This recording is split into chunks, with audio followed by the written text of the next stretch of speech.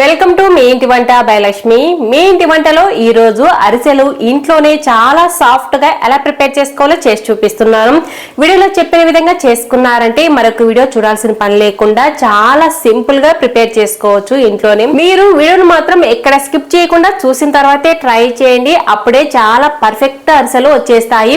వీడియోని స్కిప్ చేస్తూ చూసారంటే మధ్య మధ్యలో టిప్స్ చెప్తాం కదా, అవి మీరు మిస్ అయ్యే ఛాన్సెస్ ఉంటాయి. కాబట్టి వీడియోని స్కిప్ చేయకుండా చూసిన తర్వాతే ట్రై చేయండి, అస్సలు పాడయ్యే ఛాన్సే ఉండదు. ఇక మనం లేట్ చేయకుండా వీడియోలోకి వెళ్ళిపోదాము. ముందుగా నేనైతే 1 కేజీ రేషన్ బియ్యాన్ని తీసేసుకున్నాను. రేషన్ బియ్యంతో అరిసెలు సాఫ్ట్ గా వచ్చేస్తాయి. రేషన్ బియ్యం దొరకలేదు అనుకున్నప్పుడు ముడి బియ్యంతో కూడా చేసుకోవచ్చు.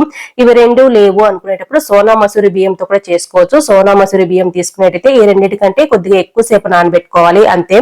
అన్నిటితో కూడా చాలా బాగా వచ్చేస్తాయి. వీడియోలో చెప్పినట్లే చేసినట్లయితే మనము 1 కేజీ బియ్యంతో అరిసెలు చేసుకోవాలి అనుకున్నప్పుడు 1 కేజీ బియ్యాన్ని నానబెట్టుకోకూడదండి, కొద్దిగా ఎక్కువగా వేసుకోవాలి. ఒక పావు నుంచి ½ కేజీ వరకు ఎక్కువ వేసుకున్నామంటే మనకు ఏ ఇబ్బంది లేకుండా ఉంటుంది. మనకు తడిపిండి అప్పటికప్పుడే దొరకదు కాబట్టి ఎక్కువ వేసుకుంటే సరిపోతుంది. నేనైతే 4 సార్లు కడిగేసుకున్నాను బియ్యాన్ని. ఇప్పుడు ఇందులో నీళ్లు వేసేసుకొని 15 నుంచి 20 గంటల సేపు నానబెడుతున్నాను. మామూలుగా అయితే నేను 12 నుంచి 15 గంటల సేపే నానబెడతానండి. ఈసారికి మాత్రం కొద్దిగా ఎక్కువ సేపు నానబెడుతున్నాను, డిఫరెన్స్ ఏంటి చూద్దాము అనేసి. ఇప్పుడు నేనైతే మూత పెట్టేసి 20 గంటల సేపు వదిలేసాను. 20 గంటల తర్వాత చెక్ చేస్తున్నాను. 20 గంటలు అలాగే వదిలేయకుండా మధ్యలో ఒకసారి నీళ్ళను మార్చేసుకున్నాను. ఇప్పుడు బాగా నానిపోయాయండి బియ్యము. ఇప్పుడు నీళ్ళను వంపేసుకొని ఒక చిల్లులు గిన్నె తీయేసుకొని అందులో వేసేస్తున్నాను. మనము 12 నుంచి 15 గంటల సేపు నానబెట్టుకున్నా చాలా సాఫ్ట్ గానే వచ్చేస్తాయండి అరిసెలు. కాకుంటే ఈసారికి ఒక 5 గంటల సేపు ఎక్స్ట్రా నానబెట్టుకున్నాను. చిల్లులు గిన్నెలో ఇలాగే వదిలేసినా సరే మనకు నీళ్లు ఒరిగిపోతాయండి. మొత్తము మనకు పూర్తిగా ఒరగకూడదు, పూర్తిగా డ్రై అయిపోకూడదు, మనకు తడిగానే ఉండాలి బియ్యము. అలానే నీళ్లు ఉండకూడదు. ఒకవేళ మనకు అప్పటికప్పుడే కావాలి అంటే ఒక కాటన్ క్లాత్ మీద వేసుకొని బియ్యాన్ని అప్పటికప్పుడే తుడిచేసుకోవచ్చు. మనకు నీళ్లు లేకుండా ఉంటే సరిపోతుంది. బియ్యం మాత్రం కొద్దిగా తడిగానే ఉండాలి. ఎలా అనేసి కూడా ఈ వీడియోలో చూపిస్తాను, మిస్ అవ్వకుండా చూడండి. చూసారు కదా, అప్పటికప్పుడైతే ఇలా తుడిచేసుకోవచ్చు. కాటన్ క్లాత్ అయితే ఇందులో నీళ్లు ఉన్నవి బాగా అబ్జర్వ్ చేసుకుంటుంది. చేతిని ఇలా అన్నామంటే చేతికి బియ్యం అంటుకోవాలి, ఇలా ఉంటే సరిపోతుంది. ఇప్పుడు ఈ బియ్యాన్ని ఒక బాక్స్ లో కానీ ఒక టిఫిన్ లో కానీ వేసేసుకొని మిల్లు పట్టించేసుకోవచ్చు. కొద్దిగా అయితే మనము మిక్సీ జార్లోనే వేసుకోవచ్చు. పిండి వేడి కాకుండా ఉండాలి. నేనైతే మిల్లు పట్టించేస్తున్నాను. ఇలా టిఫిన్ లో వేసేసుకొని మిల్లు పట్టించేసాను. పిండి మనకు ఎంత సాఫ్ట్ గా ఉన్నా సరే ఖచ్చితంగా జల్లించుకోవాలి. పిండిని ఇలా ఉండలాగా చేస్తే ఉండలాగా రావాలి. ఇప్పుడు ఈ పిండిని జల్లించుకుంటున్నాను. పిండి జల్లించుకునే జల్లిల్లోనే జల్లించుకోవాలి, అప్పుడే పిండి చాలా బాగా సాఫ్ట్ గా వచ్చేస్తుంది. ఇలా జల్లిస్తున్నప్పుడు కింద పడుతుంది కదా పిండి, ఆ పిండిని అలాగే వదిలేసామంటే ఆరిపోతుంది. కాబట్టి చేత్తో ఇలా ప్రెస్ చేసుకోవాలి. చేత్తో ఇలా ప్రెస్ చేయకుండా ఉన్నామంటే పిండి ఆరిపోతుంది కదా. పిండి ఆరిపోయింది అనుకోండి, అరిసెలు ఆయిల్లో వేసినప్పుడు వేడిగా పోవడం, రంధ్రాలు పడడం లాంటివి జరుగుతాయి. కాబట్టి పిండి మాత్రం ఆరిపోకుండా చూసుకోవాలి. ఇలా జల్లిస్తున్నప్పుడు కొద్ది కొద్దిగా పిండి పడుతుంది కదా, అంతా పిండిని ఒకేసారి కాకుండా ఇలా కొద్ది కొద్దిగా పిండిని ప్రెస్ చేసుకుంటూ ఉండాలి. అప్పుడే పిండి ఆరిపోకుండా ఉంటుంది. ఇలా జల్లించిన తర్వాత నూక అనేది వస్తుంది. ఈ నూక పక్క తీయేసుకోవాలి. మొత్తం పిండిని కూడా ఇలాగే జల్లించేసుకున్నాను. ఇలా పిండి ఆరిపోకుండా చేత్తో ఇలా గట్టిగా ప్రెస్ చేసి పెట్టుకోవాలి. ఈ పిండి ఆరిపోకుండా ఉండడం కోసము ఒక కాటన్ క్లాత్ ని బాగా తడిపేసి నీళ్లు లేకుండా పిండేసుకొని దీనిపైన వేసేసుకోవచ్చు, లేకుంటే మామూలుగా మూత పెట్టేసినా సరిపోతుంది. ఇలా మొత్తాన్ని ప్రెస్ చేసి మూత పెట్టేసి పక్కన పెట్టేసుకున్నాను. 1 కేజీ బియ్యానికి 3/4 కేజీ బెల్లం తీయేసుకొని ఇలా గిన్నెలో వేసేసుకున్నాను. బెల్లం తీసుకునేటప్పుడు కూడా మనము పొడిపొడిలాడుతూ ఉండకూడదు. వీడియోలో చూపిస్తున్నలాగా ఇలా ఉండలాగా రావాలి, మెత్తగా ఉండాలి. అప్పుడే మనకు చాలా బాగా వచ్చేస్తాయి అరిసెలు. ఒకవేళ మీకు తెలియదు అనుకుంటే షాప్ వాళ్ళని అడిగినా సరే అరిసెల బెల్లం అని వాళ్ళు కూడా ఇచ్చేస్తారు. చూసారు కదా, ఇలా ఉండలాగా చేస్తే ఉండలాగా రావాలి. 1 గ్లాసు నీళ్లు వేసుకున్నాను, 1/2 లీటర్ వరకు ఉంటాయి. ఇప్పుడు స్టవ్ మీద పెట్టేసుకుని హై ఫ్లేమ్ లోనే కలుపుకుంటూ ఉన్నామంటే బెల్లం తొందరగా కరిగిపోతుంది. నీళ్లు ఎక్కువ వేసుకున్నాం అనుకోండి, మనకు పాకం రావడానికి ఎక్కువ టైం తీసుకుంటుంది. అదే నీళ్లు తక్కువ వేసుకుంటే పాకం తొందరగా వచ్చేస్తుంది. చూసారు కదా, ఇప్పుడు బాగా కలుపుకుంటూ ఉన్నామంటే బెల్లం కరిగిపోయింది కదా. ఇప్పుడు ఈ బెల్లం నీళ్ళని మనము ఫిల్టర్ చేసుకోవాలి. ఏమన్నా నలకలు ఉంటే ఫిల్టర్ అయిపోతాయి. ఇప్పుడు మనము చలిమిడి చేసుకునే పెద్ద పాత్రను పెట్టేసుకొని ఇందులోకి ఫిల్టర్ చేసుకోవాలి. చలిమిడి చేసుకునే పాత్ర మాత్రం అడుగు మందంగా ఉండి చాలా పెద్దదిగా ఉన్నదే తీసుకోవాలి. ఎందుకంటే మనము పిండి వేసి కలిపేటప్పుడు ఈజీగా ఉంటుంది. అదే చిన్న వాటిలో వేసి కలుపుకోవాలంటే చాలా కష్టంగా అనిపిస్తుంది. చూసారు కదా, మొత్తం బెల్లం నీళ్ళని ఇందులోకి ఫిల్టర్ చేసుకున్నాను. ఇలా ఫిల్టర్ చేసుకోవడం వల్ల బెల్లంలో కొన్నిసార్లు ఇసుక, చిన్న చిన్న రాళ్ళు, పీచు లాంటివి ఉంటాయి, అవన్నీ కూడా ఫిల్టర్ అయిపోతాయి. చూసారు కదా, చిన్న చిన్న రాళ్ళు, ఇసుక, పీచు లాంటివి ఉన్నాయి కదా. ఇప్పుడు స్టవ్ ని మీడియం ఫ్లేమ్ లో పెట్టేసుకొని కలుపుకుంటూ ఉండాలి.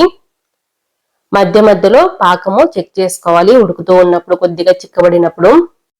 అలాగే వదిలేయకూడదు. ఇప్పుడు ఇందులో 2 టీ స్పూన్ల వరకు యాలకుల పౌడర్ కూడా వేస్తున్నాను. స్టవ్ ను మాత్రం మీడియం ఫ్లేమ్ లో పెట్టేసుకొని కలుపుకుంటూ ఉండాలి, హై ఫ్లేమ్ లో పెట్టకూడదు. ఎందుకంటే పాకం అనేది చెక్ చేసుకుంటూ ఉండాలి మధ్య మధ్యలో, ఒకేసారి పాకం రాకుండా. ఎక్కువ తక్కువ ఉన్నా సరే సరిగ్గా రావు అరిసెలు. కరెక్ట్ గా పట్టుకోవాలి పాకాన్ని. ఇలా బాగా ఉడుకుతూ ఉంది కదా, ఇప్పుడు పాకాన్ని చెక్ చేసుకోవాలంటే ఒక పళ్ళెంలో నీళ్లు వేసుకున్నాను. డైరెక్ట్ పళ్ళెంలో కాకుండా నీళ్ళలో వేసుకొని చెక్ చేసుకోవాలి. ఫస్ట్ టైం చేసేవారి కోసం చెప్తున్నాను. పాకాన్ని కొద్దిగా ఇలా పళ్ళెంలో వేస్తున్నాను. నీళ్లు వేసుకున్న పళ్ళెంలో వేసుకొని పాకాన్ని ఇలా తీసుకోవాలి. ఇప్పుడు చేతికి రాలేదు, చూసారు కదా పాకము. ఈ పాకం మనకు అరిసెలకు సరిపోదు. ఇంకొద్దిసేపు తర్వాత మళ్ళీ ఒకసారి చెక్ చేస్తున్నాను. నీళ్ళలో వేసేసుకోవాలి. పాకం మనకు చేతికి రావాలి, తీసినప్పుడు ఉండలాగా కూడా రావాలి. ఇలా నీళ్ళలో కలుపుకుంటూ చేతిలోకి తీసుకోవాలి. అలా అని గట్టి ఉండ కూడా రాకూడదు. చూసారు కదా, వీడియోలో చూపిస్తున్నట్లుగా ఇలా ఉండలాగా రావాలి. చేతిలోకి మాత్రం ఖచ్చితంగా ఉండలాగా రావాలి, మెత్తటి బాల్ లాగా ఉండాలి. అలాగే కిందికి అన్నప్పుడు జారిపోతూ ఉన్నట్లు ఉండాలి. అప్పుడే మనకు అరిసెలు చాలా బాగా సాఫ్ట్ గా వచ్చేస్తాయి. ఈ పాకం మాత్రం జాగ్రత్తగా పట్టుకోవాలి. ఇప్పుడు మనకు అరిసెలకు పాకం కరెక్ట్ గా ఉన్నట్టే ఈ పాకం పట్టుకుంటే మనకు అరిసెలు చాలా బాగా సాఫ్ట్ గా వచ్చేస్తాయి. మరి ముందుగా కూడా ఉండకూడదు, అలానే మరి ఎక్కువ ఉన్నా సరే గట్టిగా వస్తాయి. ఇప్పుడు స్టవ్ ని లో ఫ్లేమ్ లో పెట్టేసుకొని మనం జల్లించుకున్న తడి బియ్య పిండి ఉంది కదా, ఆ పిండిని కొద్ది కొద్దిగా వేసుకొని కలుపుకుంటూ ఉండాలి. ఇప్పుడు నేనైతే వెంటనే స్టవ్ ఆఫ్ చేసుకోలేదు, లో ఫ్లేమ్ లో పెట్టేసుకొని కొద్ది కొద్దిగా పిండి వేసుకొని కలుపుకుంటున్నాను. మరొక మనిషి ఉంటే వాళ్ళ సహాయం కూడా తీసుకోండి, పిండి వేయడానికి కానీ లేకుంటే కలపడానికి కానీ. పిండి ఒకేసారి కాకుండా కొద్ది కొద్దిగా వేసుకుంటూ కలుపుకోవాలి. ఇలా కలిపేటప్పుడు ఎక్కువ ఉండలుగా కనిపిస్తుంది కదా, ఉండలు కట్టేసింది అనేసి టెన్షన్ పడాల్సిన పని లేదు. కలుపుతూ ఉంటే చాలా బాగా కలిసిపోతుంది, తడి బియ్య పిండే కాబట్టి. ఇలా మొత్తం కూడా కొద్ది కొద్దిగా పిండి వేసుకుంటూ కలుపుకోవాలి. పిండిని కూడా మరి గట్టిగా ఉండకూడదు. ఇలా వీడియోలో చూపిస్తున్నట్లుగా పిండి జారుగా ఉండేటట్లు ఉండాలి. ఇలా వచ్చేంత వరకు పిండి వేసి కలుపుకోవాలి. ఎక్కువ టైం తీసుకోకూడదు, ఫాస్ట్ గా చేసుకోవాలి. ఇప్పుడు స్టవ్ ఆఫ్ చేసుకొని పిండి ఆరిపోకుండా ఉండడం కోసం పైనుంచి 2 నుంచి 3 టేబుల్ స్పూన్ల వరకు నెయ్యి వేసిస్తున్నాను. మీకు నెయ్యి ఇష్టం లేదు అనుకుంటే ఆయిల్ అయినా వేసుకోవచ్చు. వీడియోలో ఒకసారి చెక్ చేసి కూడా చూపిస్తున్నాను. పిండిని చూసారు కదా, ఇలా ఉండలాగా చేస్తే ఉండలాగా రావాలి. అలాగే మనకు ప్రెస్ చేసినప్పుడు ఈజీగా పక్కకి స్ప్రెడ్ అవ్వాలి. ఇలా ఉంటే మనకు చాలా బాగా వచ్చేస్తాయి అరిసెలు. చల్లారిన తర్వాత ఇంకొద్దిగా దగ్గర అవుతుంది పిండి.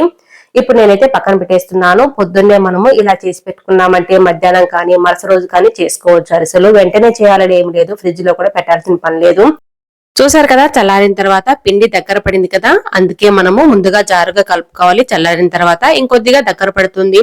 ముందుగానే గట్టిగా కలిపేసుకున్నామంటే చల్లారిన తర్వాత ఇంకా గట్టిగా అయిపోతుంది. అరిసెలు చేసుకోవడానికి ఈ చలిమిడి వీలుగానే ఉండదు, కాబట్టి వీడియోలో చెప్పినట్లు చేసుకోండి.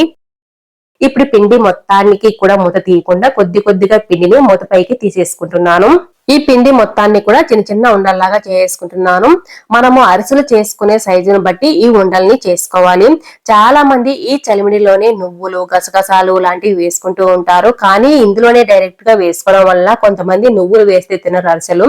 కాబట్టి పిండిని మనం ఇలా ప్లెయిన్ గా రెడీ చేసుకొని నువ్వుల అరిసెలు కావాలంటే నువ్వుల అరిసెలు, గసగసాల అరిసెలు కావాలంటే గసగసాల అరిసెలు కూడా చేసుకోవచ్చు. ఇప్పుడు మొత్తాన్ని చేసుకున్నాను. చివరిగా ఒక చిన్న ఉండని టెస్టింగ్ కోసం ఇలా చిన్న అరిసెలాగా చేసుకుంటున్నాను. నువ్వుల అరిసెలు చేసుకునేటప్పుడు నువ్వులు ఆయిల్లో పోకుండా ఉండడం కోసం నువ్వుల్లో కొద్దిగా నీళ్లు కానీ పాలు కానీ వేసేసుకొని కలిపేసుకోవాలి. మరి ఎక్కువ తడిగా ఉండకూడదు, కొద్దిగా తడి పొడిగా ఉండాలి అంతే. జస్ట్ కొద్దిగా నీళ్లు వేసేసుకొని కలిపేసుకోవాలి. ఇలా పొడిపొడిలాడుతూనే ఉండాలి, కొంచెం తడి తగిలితే సరిపోతుంది. ఇలా చేసుకోవడం వల్ల మనకు ఆయిల్లో నువ్వులు పక్కకు పోకుండా ఉంటాయి, అరిసెకు అలాగే అంటుకొని ఉంటాయి. అలాగే అరిసెలు అయిన వెంటనే ఎక్స్ట్రా ఆయిల్ ని ఒత్తేసుకోవడం కోసము ఇలా ఒక చిల్లులు గిన్నెని మరొక గిన్నెలో పెట్టేసుకొని అలాగే అడుగు ఫ్లాట్ గా ఉన్న మరొక గిన్నెని రెడీగా పెట్టేసుకోవాలి. అలాగే చిల్లులు గిన్నె ఇలా అట్లకాడ లాంటివి ఉంటే తీసి పెట్టుకోవాలి. మనకు అరిసెలు ఒత్తేసుకోవడానికి చెక్కలు కూడా దొరుకుతాయండి, కావాలంటే అవైనా తీసుకోవచ్చు, లేకుంటే మనకు ఇలాంటి వాటితో ఇంట్లో ఉన్న వాటితోనే చేసుకోవచ్చు. ఇప్పుడైతే ఆయిల్ కవర్ తీసుకున్నాను, లేకుంటే బటర్ పేపర్ కానీ అరిటాక్ కూడా తీసుకోవచ్చు. ఇలా ఒక్కొక్కటి తీయేసుకొని చలిమిడి ఉండని వీడియోలో చూపిస్తున్నట్లుగా పల్చగా ఒత్తేస్తున్నాను. మీకు మందంగా కావాలంటే మందంగా అయినా చేసుకోవచ్చు. మనం ఎంత పల్చగా చేసినా సరే చాలా మెత్తగా వచ్చేస్తాయండి వీడియోలో చెప్పినట్లే చేసినట్లయితే. ఇప్పుడు నువ్వుల అరిసెల కోసము ఇలా చలిమిడి ఉండని తీయేసుకొని నువ్వుల్లో ఇలా అద్దేసుకోవాలి. మనకు నువ్వులు తక్కువ కావాలంటే తక్కువ అద్దుకోవచ్చు, ఎక్కువ కావాలంటే ఎక్కువ అద్దుకోవచ్చు. నువ్వులు పిండిలో వేసి కలపడానికి పైన ఇలా అద్ది చేసుకోవడానికి టేస్ట్ లో చాలా డిఫరెన్స్ ఉంటుందండి. తప్పకుండా ట్రై చేయండి, చాలా బాగుంటాయి ఇలా చేసుకుంటే. ఇలాగే మనము ఎన్ని కావాల్సి ఉంటే అన్ని ప్రిపేర్ చేసుకోవచ్చు. నువ్వుల అరిసెలు కావాలంటే నువ్వుల అరిసెలు చేసుకోవచ్చు, ప్లెయిన్ వేనే చేసుకోవచ్చు, లేకుంటే గసగసాల అరిసెలైనా చేసుకోవచ్చు. కాబట్టి చలిమిడి చేసుకునేటప్పుడు ప్లెయిన్ గానే చేసుకుంటేనే బెటర్. ఏవి కావాలంటే అవి తర్వాత చేసుకోవచ్చు. ఇలా చేసుకున్న తర్వాత వీడియోలో చూపిస్తున్నట్లుగా ఒక సైడ్ నుంచి తీసుకొని కాగుతున్న ఆయిల్లో వేసుకోవచ్చు. ఇప్పుడు స్టవ్ మీద ఒక కడాయి పెట్టేసుకొని డీప్ ఫ్రైకి సరిపడా ఆయిల్ వేసుకున్నాను. ఆయిల్ బాగా వేడైన తర్వాత స్టవ్ ని మీడియం ఫ్లేమ్ లో పెట్టేసుకొని ఒక చిన్న అరిసెను వేస్తున్నాను. అరిసె వేసిన వెంటనే మనకు దానంతట అదే పైకి పొంగుతూ రావాలి. అప్పుడే మనము పాకం కరెక్ట్ గా పట్టుకున్నట్లు. ఒకవేళ ఇలా చిన్న అరిసె వేసినప్పుడు విరిగిపోవడం కానీ ఆయిల్లో విడిగా పోవడం కానీ జరిగింది అనుకోండి, పాకం సరిగ్గా పట్టుకోలేదు అని అర్థము. ఇక్కడ చూసారు కదా మనకు ఎంత బాగా పొంగుతూ పైకి దానంతట అదే వచ్చేసిందో. ఇప్పుడు మిగతా అన్ని అరిసెలు కూడా చాలా పర్ఫెక్ట్ గా వచ్చేస్తాయి, మనం పాకము కరెక్ట్ గా పట్టుకున్నట్టు. అలాగే పిండి కూడా ఆరిపోకుండా చూసుకున్నట్లు. ఇప్పుడు ఒక్కొక్క అరిసెను వీడియోలో చూపిస్తున్నట్లుగా ఒక సైడ్ నుంచి వేసుకోవాలి. అన్ని అరిసెలు ఒకేసారి వేసుకోకూడదు. ఇప్పుడు వేసుకున్న అరిసె పైకి తేలిన తర్వాతనే మరొక అరిసె వేసుకోవచ్చు. చూసారు కదా దానంతటా అదే వచ్చి పొంగుతూ ఉందో. ఒకవేళ సరిగ్గా పొంగలేదు అనుకుంటే ఆయిల్ ని గరిటెతో ఇలా అన్నామంటే పూర్తిగా పొంగుతుంది. ఇదంతా మనము స్టవ్ ని మీడియం ఫ్లేమ్ లో పెట్టేసి చేసుకోవాలి. హై ఫ్లేమ్ లో పెట్టామంటే తొందరగా కలర్ వచ్చేస్తాయి, లోపల ఉడకవు అరిసెలు. కాబట్టి మీడియం ఫ్లేమ్ లో పెట్టేసుకొని చేసుకోవాలి. ఒకవైపు కాలిన తర్వాత మరోవైపు తిప్పేసుకున్నాను. చూసారు కదా ఎంత బాగా పూరిలాగా పొంగుతూ వచ్చేసాయో. ఇలా వచ్చాయి అంటే అరిసెలు చాలా బాగా పర్ఫెక్ట్ గా వచ్చేసినట్లే. అరిసెలు ఆయిల్ ని చాలా ఎక్కువ పీల్చేస్తాయి కాబట్టి అలాగే పక్కన వేయకూడదు. అట్లకాడ సాయంతో ఇలా ప్రెస్ చేస్తున్నాను, ఎక్స్ట్రా ఆయిల్ కిందికి వచ్చేస్తుంది. అలాగే మళ్ళీ ఒక చిల్లులు గిన్నెలో వేసుకొని మరొక బౌల్ తో ఇలా ఒత్తేస్తున్నాను. మనకు పైన షేప్ కూడా ఫ్లాట్ గా వస్తుంది, ఎక్స్ట్రా ఆయిల్ కూడా వచ్చేస్తుంది. అలాగే ఇప్పుడు నువ్వుల అరిసె కూడా వేసి చూపిస్తున్నాను. ఇలా నువ్వుల అరిసె చేసుకోవడం వల్ల నువ్వులు చూసారు కదా ఎక్కడే కానీ ఆయిల్లో పక్కకు పోవు. అలాగే మనం నీళ్లు కానీ పాలు కానీ వేయకుండా వేసుకున్నాం అనుకోండి, నువ్వులు మొత్తం కూడా ఆయిల్లో పక్కకు పోతాయి. కాబట్టి నువ్వులు వేస్ట్ కాకుండా అన్ని నువ్వులు ఇలాగే అరిసెకు పట్టుకొని ఉండాలి అంటే మాత్రం వీడియోలో చెప్పిన టిప్ అయితే ఖచ్చితంగా పాటించండి. చూసారు కదా అరిసెకున్న నువ్వులు ఎక్కడే కానీ ఆయిల్లో పక్కకు రాలేదు కదా, మొత్తాన్ని కూడా ఇలా చేసుకుంటే సరిపోతుంది. ఇప్పుడు ఎక్స్ట్రా ఆయిల్ ని అట్లకాడ సాయంతో ఒత్తేసుకొని మళ్ళీ చిల్లులు గిన్నెలో వేసుకొని ఒత్తేసుకోవాలి ఎక్స్ట్రా ఆయిల్. మీ దగ్గర అరిసెలు ఒత్తుకునే పీటలు ఉంటే అరిసెలు ఒత్తుకునే పీటలలో పెట్టైనా చేసుకోవచ్చు. అందరి దగ్గర అవి ఉండాలని ఏం లేదు కదా, ఇంట్లో ఉన్న వాటితోనే ఎలా చేసుకోవాలో చూపిస్తున్నాను. ఎక్స్ట్రా ఉన్న ఆయిల్ మొత్తాన్ని కూడా ఇలా ఒత్తేసుకొని ఇలా తీసేసి పళ్ళెంలో వేసుకునేటప్పుడు కూడా ఒకదాని మీద ఒకటి పెట్టకుండా విడివిడిగా పక్క పక్కన పెట్టేసుకోవాలి. ఒకదాని మీద ఒకటి పెట్టేసామంటే మెత్తగా ఉంటాయి కాబట్టి అంటుకుంటూ ఉంటాయి వేడి మీద. ఇప్పుడు మిగతా అన్ని అరిసెలు కూడా ఇలాగే ప్రిపేర్ చేసుకున్నాను. అంతేనండి, చాలా సింపుల్ గా ఇంట్లోనే మెత్తటి అరిసెల్ని ప్రిపేర్ చేసుకోవచ్చు. తప్పకుండా ట్రై చేయండి.